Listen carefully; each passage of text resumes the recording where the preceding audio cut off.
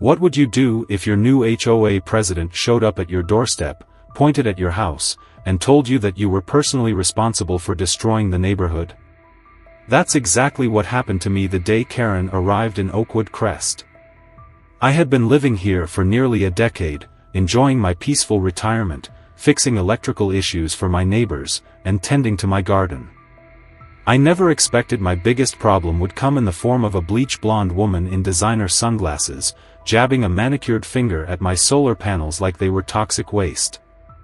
"Those hideous things are ruining the look of the neighborhood," she snapped, voice dripping with disgust. "They need to come down immediately, or I'll make sure they do." I just stared at her. I'd dealt with difficult people before. I spent 40 years as an electrician, working in homes and businesses where folks had all kinds of attitudes, but something about the way she spoke made my stomach twist. There was no reasoning with her. She had already decided I was the enemy. I cleared my throat. "Ma'am, these panels aren't going anywhere. They're up to code, and they're saving me money." Karen scoffed, folding her arms. "Oh, please. You think you're saving the planet? All you're doing is showing off and driving up our energy consumption." I had no idea what she was talking about, but she didn't stick around to explain. She spun on her heel and marched off, leaving me standing there, wondering what had just happened. It wasn't until later that I learned she had been elected HOA president by a landslide, running on a platform of environmental responsibility. At first, it sounded harmless. Who wouldn't want to take care of their community? But it didn't take long for people to realize that Karen's version of responsibility wasn't about saving the environment, it was about control. Within a week, she rolled out her new environmental compliance guidelines, an absurd list of restrictions designed to make everyone's lives miserable. Outdoor lighting after 7 p.m. banned. Gaming consoles and big-screen TVs? Strongly discouraged. Any major or minor electrical installations visible from the street? Required pre-approval. Karen didn't just enforce these rules, she hunted for violations like a predator stalking prey. She patrolled the neighborhood at night, peeking through windows and taking notes. By the time morning rolled around, violation notices were already taped to people's doors. And me? I was her favorite target. Every day, a new notice showed up in my mailbox, telling me that my solar panels were too reflective, environmentally disruptive, or just plain ugly. The rules weren't even official yet, but that didn't stop her from acting like they were. Neighbors whispered that Karen had grand plans for Oakwood Crest, that she saw herself as some kind of eco-heroine on a crusade. But the truth was, Karen didn't care about the environment. She cared about power. And if I didn't stop her, she was going to destroy everything that made Oakwood Crest feel like home. The notices kept piling up, each one more ridiculous than the last. First, it was my solar panels, too reflective, too visible, too disruptive. Then, my front porch light, allegedly contributing to light pollution. When I ignored those, she claimed my TV was too bright at night, even though my curtains were closed. It was clear Karen wasn't just enforcing rules, she was inventing them as she went along. But it wasn't just me. The entire neighborhood felt the weight of her reign. People started covering their windows out of fear that Karen might catch a glimpse of a glowing screen inside and slap them with a violation. Some neighbors stopped using their outdoor lights altogether, stumbling up their driveways in pitch-black darkness to avoid a confrontation. Even kids playing video games in their own homes weren't safe. Karen had started lecturing parents about the energy vampires lurking in their living rooms. Then, things took a darker turn. At first, it was just minor electrical issues, garage doors refusing to open, lights flickering, refrigerators mysteriously resetting overnight. People chalked it up to bad wiring or power fluctuations. But I knew better. These weren't just random glitches, someone was tampering with the electrical grid. And sure enough, whenever a problem popped up, Karen was already there with a smug smile, blaming me. "You know, Frank, she said at an HOA meeting, tilting her head like she was trying to look concerned. It's funny how all these electrical failures started right when you began pushing back against the new rules. It's almost like, I don't know, sabotage? Murmurs rippled through the crowd. I wanted to laugh at the absurdity, but I could see the seeds of doubt taking root. People I'd helped for years, people whose houses I'd kept running during winter storms and power outages, hesitated before speaking up. That was the thing about Karen. She didn't need to convince everyone. She just needed to make them afraid. Then, she took things even further. The annual community movie night was a neighborhood tradition, an outdoor gathering where families set up lawn chairs and watched a classic film on a big projector. This year, we were supposed to show Back to the Future, and kids had been looking forward to it for weeks. The night before the event, the entire power supply for the projector and sound system was cut. When volunteers went to set up, the wires were severed, and the backup power source was mysteriously fried. Karen arrived just in time to act shocked. "Oh no," she gasped dramatically, hand on her chest. What kind of person would do such a thing? Who stands to gain from making this event a disaster? Then she turned, ever so slowly, toward me. Maybe someone who wants to make the HOA look bad? That was it. I'd had enough. I stepped forward, but before I could say anything, Maggie Green, one of my oldest friends in the neighborhood, beat me to it. "Karen, stop," she said, her voice firm. "Frank has done nothing but help this community. You're the only one treating this like some personal war." Karen's smile faltered for a fraction of a second, but she recovered quickly. "Oh, Maggie, I know you're just trying to help, but maybe you should be careful who you trust." It didn't end there. The next night, Karen called the police on me. I was in my garage, fixing an old toaster for a neighbor, when red and blue lights flashed through the windows. 2 officers knocked on my door and told me that someone had reported an attempted break-in at Karen's house. She stood on her porch, looking positively victimized, pointing at scratches on her door handle. "I saw him lurking around," she insisted, voice trembling just enough to sound believable. "I think he was trying to mess with my power, too. Who knows what else he's capable of?" The officers glanced at me. I could tell they weren't convinced, but they had to follow procedure.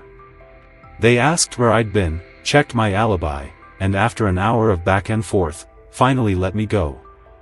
The next morning, a neighbor's Ring camera footage surfaced online.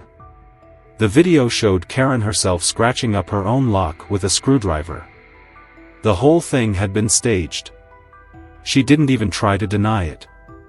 Instead, she just laughed it off, calling it a security test to see how fast the police would respond. But the damage was done. The community was starting to turn on her. Then, the real disaster struck. The neighborhood was already on edge, but no one could have predicted what happened next. It started small, just like before.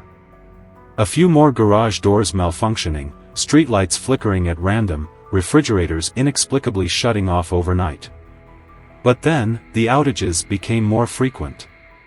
One neighbor's entire home lost power for 3 hours, while another reported that their smart thermostat went haywire, cranking the heat to 90 degrees in the middle of the night.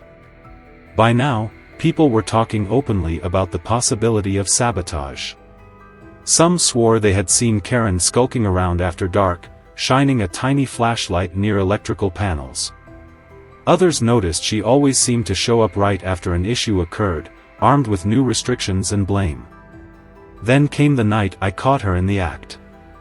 I was driving home late from my daughter's house, cutting through the quiet streets of Oakwood Crest when I noticed something strange, a faint glow near the fenced-off electrical distribution node at the end of the cul-de-sac. At first, I thought maybe it was a power crew doing maintenance. But as I slowed down, I saw a familiar blonde figure crouched near the wires, gloved hands gripping a pair of insulated cutters. My stomach twisted. It was Karen. I pulled over hard, jumped out of my truck, and marched toward the fence. Karen! I called, my voice sharp with disbelief and anger. She spun around, wild-eyed, caught in the act. For a split second, she just stared at me, frozen in place like a deer in headlights. Then, with a sudden burst of adrenaline, she yanked on a bundle of wires. A violent shower of sparks erupted, lighting up her face in a chaotic burst of orange and blue. She yelped, stumbling back, nearly falling over as the hum of the power grid suddenly changed pitch. And then, everything went dark. Streetlights, porch lights, the houses, the entire neighborhood, all of Oakwood Crest was plunged into pitch-black silence. For a few stunned moments, there was nothing but eerie quiet, interrupted only by the distant barking of confused dogs and the sound of my own pulse thudding in my ears. Then, as my eyes adjusted, I saw Karen scrambling to her feet, her breath ragged, her fingers trembling. She didn't say a word. Didn't apologize. Didn't explain. She just ran. She bolted through the cut fence, stumbled toward her SUV, and tore out of there as fast as her tires could spin. Meanwhile, I was left standing in the flickering afterglow of short-circuiting power lines, heart pounding, mind racing. I didn't have time to think. I sprinted back to my truck, grabbed my emergency toolkit, and ran toward the distribution box. I was too late. Within minutes, chaos erupted. Neighbors stumbled out of their homes, flashlights bobbing, faces etched with fear. People shouted for answers, but I barely heard them over the sudden screech of brakes and the deafening crunch of metal at the nearby intersection. My stomach sank. I turned just in time to see the mangled wreck of two cars that had collided, the streetlight above them dead, the signal completely out. I ran toward the wreckage, my boots pounding against the pavement. By sheer luck, no one was seriously injured, but both drivers were shaken and disoriented. I helped them out of their cars, and someone dialed 911. But the emergency lines were jammed. We weren't the only ones dealing with power-related accidents. Word spread quickly, appliances were failing, power surges were frying expensive electronics, and in some homes, entire circuit breakers had blown. Then, in the chaos, I saw her. Karen's SUV was parked at the end of the street, just far enough to be out of reach but close enough to watch everything unfold. Her expression flickered between triumph and fear, as if she was proud of what she had done but unsure how to handle the consequences. Our eyes met. And then, she hit the gas and vanished into the night. The aftermath of the blackout was like something out of a disaster movie. The entire neighborhood was in chaos. People stood in their driveways with flashlights, murmuring in confusion, checking on their homes, their electronics, their families. Parents clutched their crying children, while others frantically tried to reset their circuit breakers to no avail. The damage was already done. Inside homes, appliances fried from sudden surges, computers blinked with error messages, and countless smart devices were permanently dead. Refrigerators buzzed weakly before shutting off entirely, leaving people scrambling to figure out how much of their food had already spoiled. Mr. Fields, who had just bought a new energy-efficient fridge 2 months ago, stood in his doorway, staring at the blinking screen on the display panel in absolute disbelief. It took nearly an hour for the first police car to arrive, another hour for the power company's emergency crew to show up. By then, the residents of Oakwood Crest were gathered in the streets, furious, looking for someone to blame, and for once, Karen wasn't in control of the narrative. At first, she tried. She called for an emergency HOA meeting the next morning, acting as if she was some sort of voice of reason in all of this. She had the audacity to tap her wooden gavel against the table as if the whole neighborhood hadn't just suffered because of her. "I understand you're all upset," she began, her voice smooth, calculated. "But we must talk about personal responsibility. Too many of you have been pushing the limits of energy consumption, and I was only trying to implement necessary measures to. You blew out half our electronics, Karen." Mr. Johnson's voice cut through the room like a blade. "My kid's computer is fried because of you. Karen barely blinked. "Oh, please. I did nothing illegal. If anything, I was trying to protect you from." She didn't get to finish. Because that's when the police walked in. 2 officers, flanked by a technician from the power company, strode into the room with purpose. The lead officer cleared his throat. "We've been investigating the recent sabotage at the distribution node," he announced, his voice firm. "Our technicians have found clear evidence that someone intentionally tampered with the main power feed." Karen's face paled. The technician held up a printed photo, showing the cut wires, the damaged connections. "This wasn't an accident," he confirmed. "And we have multiple witness statements placing Karen near residential power boxes in the days leading up to the blackout." The room erupted. Karen slammed her gavel against the table, a desperate attempt to regain control. "This is harassment," she shrieked. "You can't just barge in here with accusations. I'm the HOA president." The officer gave her a level stare. "Ma'am, tampering with electrical infrastructure is a serious offense. We have reason to believe you're responsible for the power outage and the resulting property damage." Karen's lips parted in shock. For the first time since she took power, she had nothing to say. Then, in a last-ditch effort, she pointed a perfectly manicured finger straight at me. "It's him," she shrieked. "That so-called electrician. He's been sneaking around, installing illegal contraptions on people's houses. He's the one who did this." I almost laughed at the desperation in her voice. But I didn't have to defend myself, because the neighbors did it for me. Margaret Green stood up first, her voice unwavering. "Karen, that's a lie. Frank has been fixing our wiring for free for years. He saved me thousands of dollars last month alone." One by one, others joined in, Mr. Johnson, the Fields, even Diane Peterson, people who had personally benefited from my work, people who knew me and trusted me. Karen's accusations fell apart in real time. And then, the final blow,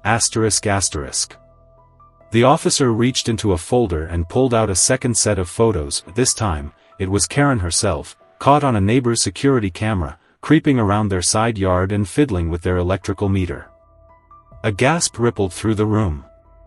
Karen's confidence shattered, her face flushed red, her fingers clenched into fists as she stammered, searching for a way out. I was trying to." "You were caught red-handed," the officer cut her off. "Ma'am, you need to come with us for questioning." For a moment, no one moved, no one breathed. Then Karen did something no one expected. She grabbed her gavel and threw it. It clattered to the floor with a sharp crack as she let out a wordless scream of rage. "This isn't over," she shrieked, eyes blazing with pure, unfiltered hatred. "You people are all blind. You're destroying this planet with your selfish, gluttonous energy habits. You need me. You need me." The officers flanked her, each grabbing one of her arms. She fought them every step of the way. But it didn't matter. Karen was done. Karen's arrest didn't just mark the end of her reign over Oakwood Crest, it was the beginning of a long-overdue healing process for the neighborhood. The morning after she was taken in for questioning, a quiet sense of relief settled over the community. It wasn't just about the blackout, the fines, or the sabotage. It was the realization that for months, we had been living under her paranoia, her control, her absurd obsession with power. And now, she was gone. In the days that followed, the police investigation unearthed even more evidence of her meddling. Multiple homes had tampered power meters, half the neighborhood had fried appliances, and the electrical grid was in worse shape than anyone had realized.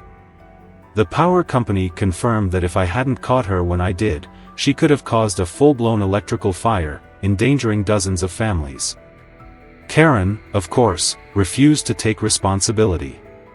Even after her conviction for vandalism, reckless endangerment, and tampering with public utilities, she refused to apologize.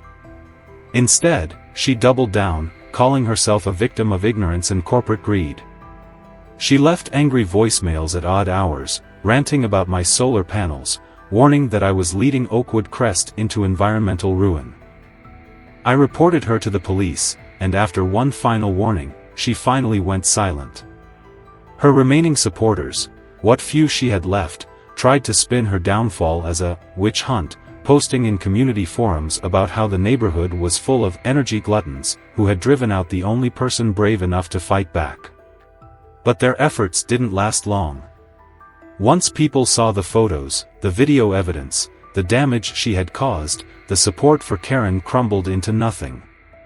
A few weeks later, a for sale sign appeared in her front yard. No one knew where she was moving, and no one really cared. She tried one last, desperate stunt, calling an emergency HOA meeting, claiming she was still president. Only 3 people showed up, likely out of morbid curiosity. She ranted for half an hour about how we should ban air conditioners, turn off all non-essential appliances, and live like pioneers. This time, no one fought her. No one argued. They just let her talk, let her sputter out her final monologue like a villain in a bad movie. And then, when she was done, they stood up, rolled their eyes, and walked out. A few days later, a moving truck arrived. She was gone by morning. The HOA immediately reversed every ridiculous rule she had put in place. The violation notices disappeared, the neighborhood returned to normal, and for the first time in months, Oakwood Crest felt like home again. I even got a few thank you letters from neighbors who had once doubted me, realizing now how dangerously close we had come to real disaster. Karen may have left, but her story became a legend in Oakwood Crest. The tale of the HOA president who went rogue, who almost destroyed a neighborhood with her obsession, who tried to frame an innocent man but fell into her own trap. Even now, on quiet nights, when I sit on my porch and see the glow of my solar panels soaking up the last bit of daylight, I wonder, where is Karen now? Is she still wreaking havoc in another neighborhood, or did she finally learn her lesson? One thing's for sure, Oakwood Crest will never forget her. Have you ever dealt with an HOA Karen? What's the worst rule you've ever been forced to follow? Share your experiences below, let's see who had it worse.